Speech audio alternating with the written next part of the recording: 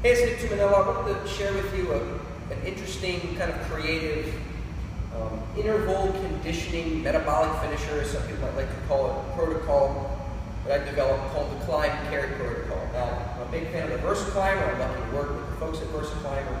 So you can combine a farmer's walk carry with dumbbells or kettlebells or even the yokes that some people use for the strongman competitions with the VersaClimber. So, I mean, how to do the VersaClimber goes without saying, but what we would have you do, if we were to do this climb and carry protocol or a sample of it, is we have you climb for one of two things, either a given time at a certain intensity, or have you climb a certain amount of flights. I prefer the certain amount of flights.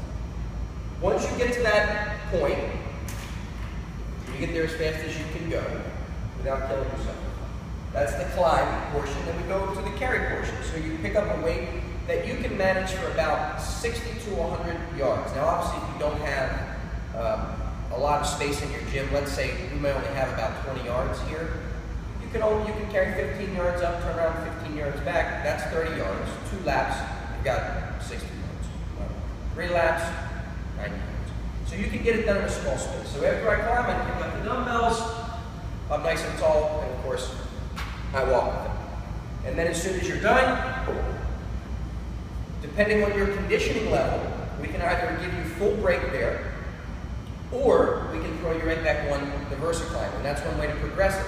Get the 2 things done, and then gradually work down the rest interval between, once you've done 1 climb, 1 carry, so eventually you can keep going back and forth for a given amount of rounds. So let's say you're going to work towards 5 rounds of the 2, and you can do a total, how many flights here versus how much distance there, and then you can start making that a challenge that you can compare other people in the gym and also compare your own personal PRs with as well.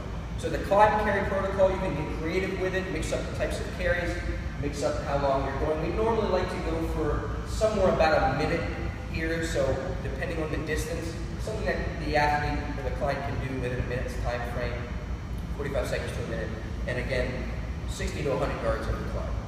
Of the carry.